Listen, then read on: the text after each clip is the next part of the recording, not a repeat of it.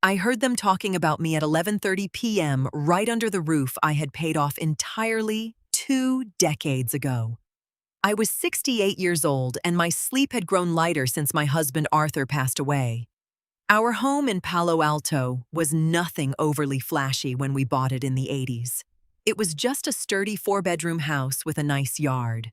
But the neighborhood had boomed and the current market value sat at a staggering $4.5 million. I never cared about the price tag.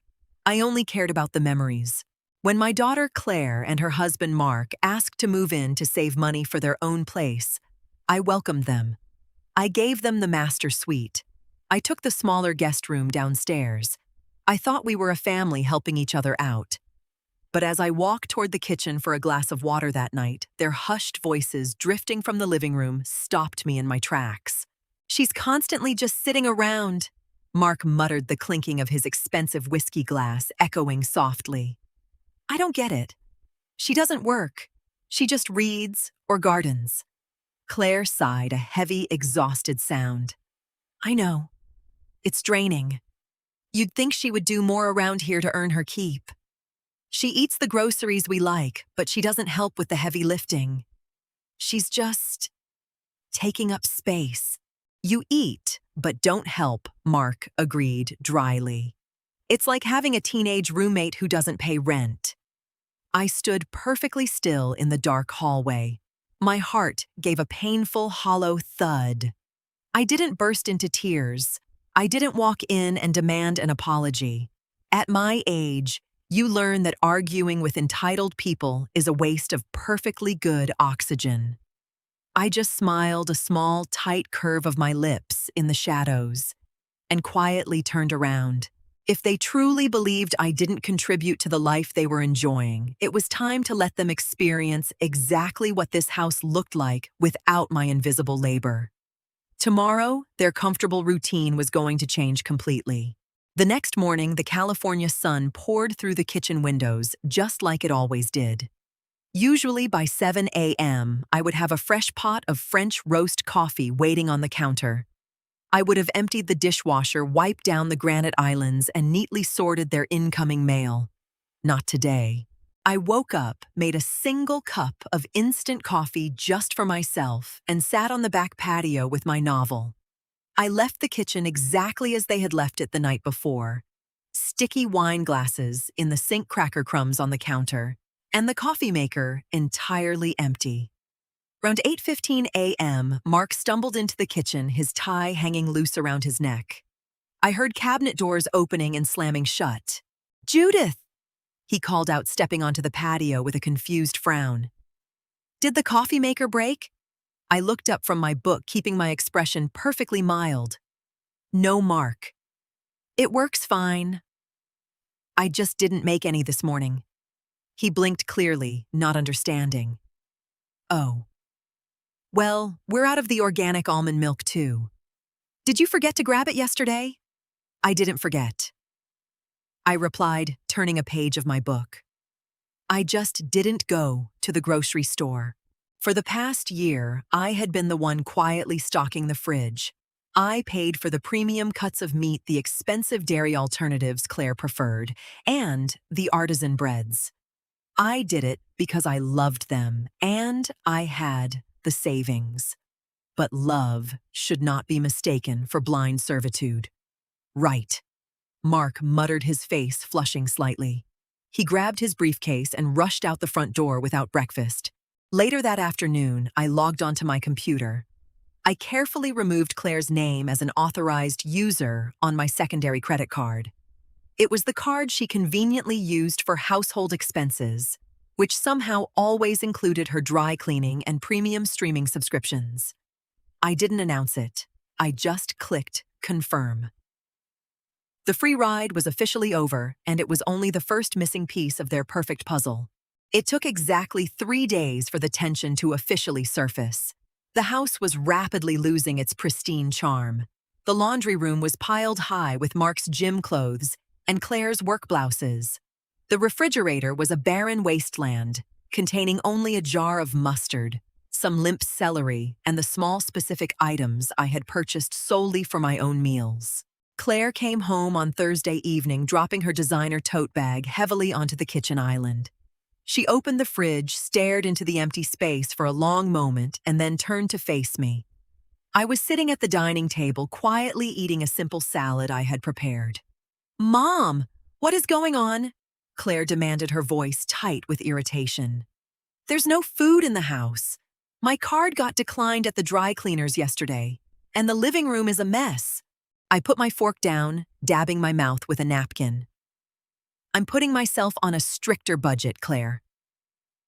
I decided to focus only on my personal expenses." Mark walked in right behind her, catching the tail end of the conversation. He crossed his arms, leaning against the door frame. "Judith, be reasonable. We all live here. We all need to pull our weight. Since Claire and I are the ones working 50 hours a week, it makes sense for you to handle the home front." I looked at my son-in-law. I looked at the man standing inside the house that I owned, free and clear, lecturing me about pulling my weight. I stood up slowly. I walked over to the key hook by the front door. I reached out and took the spare key to my sedan, the car Mark frequently borrowed to avoid putting miles on his leased SUV. I slipped the key smoothly into my cardigan pocket. "You are absolutely right, Mark," I agreed calmly. "Everyone should be responsible for their own weight. From now on, I suggest you handle your own groceries, your own laundry, and your own transportation." He opened his mouth to argue, but I simply walked past him and headed up the stairs. He thought he had won the argument, but he didn't realize what he had just lost. Claire was a woman who cared deeply about appearances. By the second week of my new boundaries, she was highly stressed, entirely unaccustomed to managing the actual logistics of a household. But her biggest test arrived when she stubbornly decided to host a dinner party for Mark's colleagues. She spent the entire week loudly complaining about how much preparation was required, dropping heavy hints. "I have to roast a chicken, make 2 sides, and clean the baseboards," she sighed aggressively while standing right next to me in the kitchen. I don't know how one person can possibly do it all before Saturday evening. In the past, I would have quietly taken over. I would have baked my famous tart, polished the silver, and made sure the house smelled like fresh pine and cinnamon.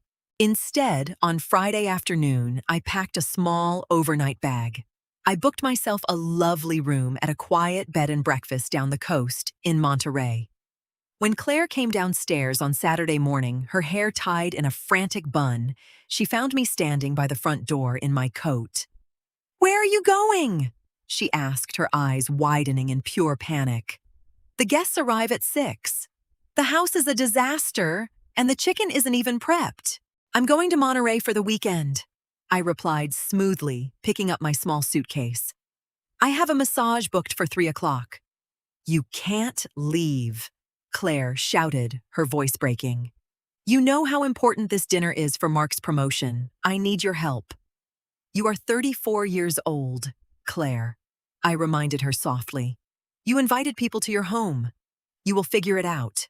I walked out the front door, feeling the cool ocean breeze on my face before I even reached the car. I spent the weekend reading on a quiet balcony, sipping good wine, and sleeping a full 8 hours. I didn't check my phone once. When I finally returned on Sunday afternoon, the house was an absolute mess. And so was Claire's temper. I unlocked the front door on Sunday evening to the smell of burnt garlic and stale wine. The kitchen looked like a battlefield. Stacks of dirty dishes leaned precariously in the sink. Sticky wine stains dotted the granite countertops. Claire was sitting fiercely on the living room sofa, her arms crossed, glaring at me as I walked inside. Mark was pacing the floor. "Do you have any idea how embarrassing last night was?" Claire snapped, standing up quickly. "The food was terrible. The house was a mess. Mark's boss barely stayed an hour. You completely abandoned us." I set my travel bag down on the floor. "I didn't abandon you. I took a weekend trip. This is my retirement, Claire. I am not your maid, and I am not your personal chef." Mark stopped pacing and pointed a finger at me. "Look, Judith, we let you live here with us so you wouldn't be lonely. The least you could do is show some respect for the people actually keeping this family afloat. I stared at him. We let you live here. They genuinely believed their own delusion. Because they had occupied the master bedroom and filled the living room with their modern furniture, they had somehow convinced themselves they were the generous benefactors. They had entirely forgotten whose name was printed on the property taxes I quietly paid every single year. I didn't raise my voice. I didn't correct his ridiculous statement. I just looked at my daughter, hoping to see a flicker of understanding, a moment of defense for her mother. But Claire just nodded in agreement with her husband. Fine, I said quietly. I picked up my bag and walked to my bedroom. I closed the door and pulled out a few sturdy cardboard boxes I had saved in the closet. I carefully began wrapping my prized porcelain figures and my favorite old photo albums. It was time to stop teaching them lessons about household chores. It was time to remind them whose name was on the deed. On Tuesday morning, after Claire and Mark had driven off to their respective offices, I made a single phone call. I didn't call a lawyer. I didn't look up legal loopholes. I called Sarah, a highly respected real estate agent I had known for over 10 years, in the Palo Alto area. Sarah arrived at 10 o'clock carrying a sleek tablet and a professional smile. We walked through the spacious rooms, the high ceilings, and the large backyard with the mature oak trees Arthur had planted. It's a beautiful property, Judith, Sarah noted, typing quickly on her screen. The market in this specific zip code is incredibly aggressive right now. Inventory is terribly low. If we list it as a private off-market exclusive, you won't even have to deal with open houses. We can easily get $4.5 million, maybe more, in pure cash. I want a cash buyer, I agreed, standing in the center of the living room I had decorated decades ago. And I want a fast closing. 30 days. Sarah nodded, completely unfazed. I have 3 tech executives in my contact list who are looking for exactly this. I'll make the calls today. She wasn't exaggerating. By Thursday afternoon, Sarah sat at my small dining table with a printed offer. It was a cash offer from an overseas investor who wanted the property exactly as it was. No contingencies, no lengthy inspections. I read through the standard real estate documents. It was remarkably simple. I picked up my favorite blue pen and signed my name on the bottom line.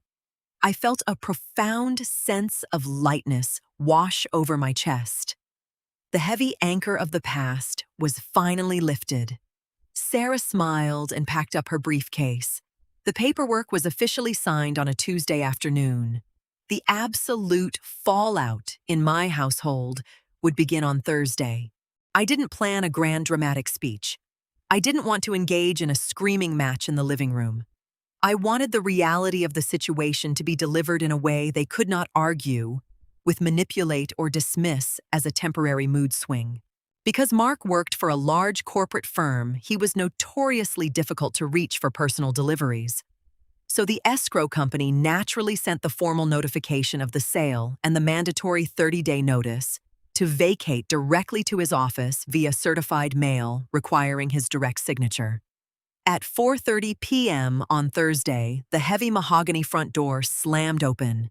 Mark stormed into the foyer, his face flushed a deep, unnatural shade of red. He was clutching a thick, crumpled envelope in his fist. Claire rushed out of the kitchen, startled by the noise. I was sitting in my favorite armchair, slowly wrapping a set of antique teacups in newspaper, placing them gently into a moving box. "What is this?" Mark shouted, marching into the living room and throwing the papers onto the coffee table. My receptionist handed me a certified letter. It says, "This property has been transferred to a new owner. It says we have 30 days to vacate the premises." Claire gasped, her hands flying to her mouth as she stared at the official real estate documents. "Mom, what is he talking about?" "You sold our house." I didn't stop wrapping the delicate porcelain cup in my hands. I placed it securely into the box before looking up at them. "I sold my house, Claire." I corrected her calmly. Since I am just taking up space eating the food and not helping around here, I decided it was time to downsize. The new owners take possession in exactly 30 days. Mark looked like he couldn't breathe. The reality of the deadline hadn't fully hit them yet, but the clock was ticking louder than ever. For the first 48 hours, they were in a state of aggressive denial. They paced the house, making frantic phone calls, trying to figure out a way to stop the sale. But there was nothing to stop. The house belonged entirely to me, and the transaction was clean standard and fully complete. By Sunday, the denial morphed into sheer panic. They had spent the weekend looking at the local housing market. The truth they had completely ignored while living rent-free under my roof finally slapped them directly in the face. Claire came into my room, her eyes red and puffy. She sat on the edge of my bed, completely dropping her entitled attitude. "Mom, you can't do this," she pleaded, her voice shaking. "Rent for a standard 2-bedroom apartment around here is over $4,000 a month. We don't have the down payment for a new mortgage. We spend everything we make. You know that. I know you buy very expensive clothes and lease luxury cars," I replied, gently folding a sweater. "I assumed you had your finances perfectly handled since you felt confident enough to tell me I wasn't pulling my weight." "We were just stressed," she cried, tears spilling over. "Mark didn't mean it. I didn't mean it.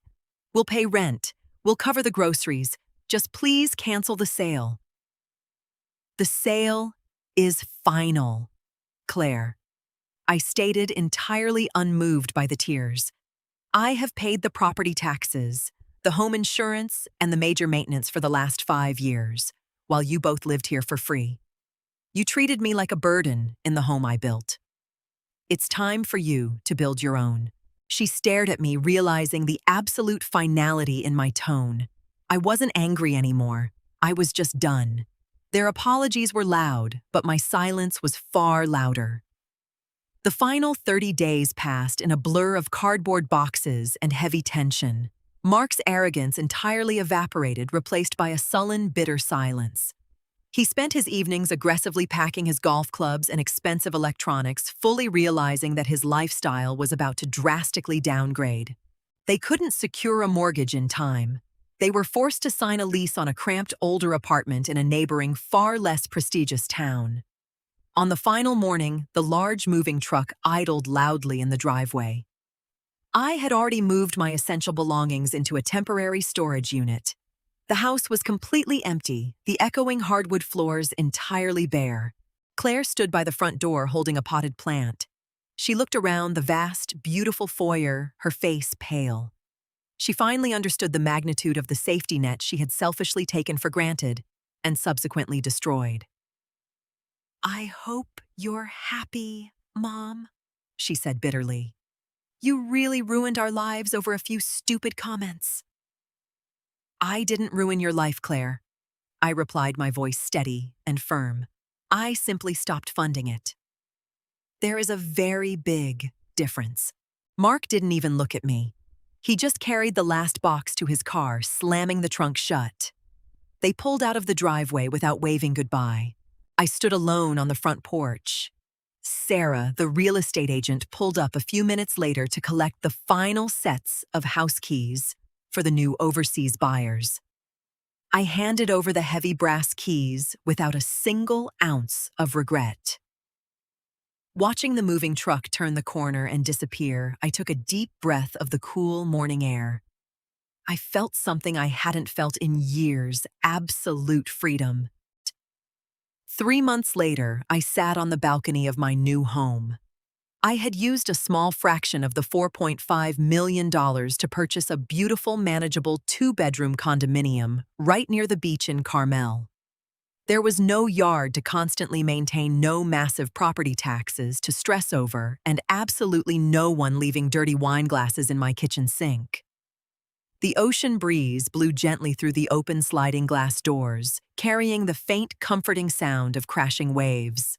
I controlled my own space, my own time, and my own money. Claire called me occasionally. The conversations were brief and highly superficial. She complained about the thin walls in their new apartment and how Mark was constantly stressed about their strict new budget. I listened politely, offered neutral responses, and never once offered to send them a check. The boundaries I had established were made of solid concrete. I didn't need a tearful, dramatic reconciliation to feel complete. I didn't need them to suddenly realize my worth. I knew my own worth, and that was more than enough. I poured myself a fresh cup of coffee, picked up my novel, and leaned back in my comfortable chair. I had loved my daughter enough to finally force her to grow up, and I had respected myself enough to stop being a footnote in my own life. The sun was shining brightly over the water, and my home was finally completely beautifully peaceful.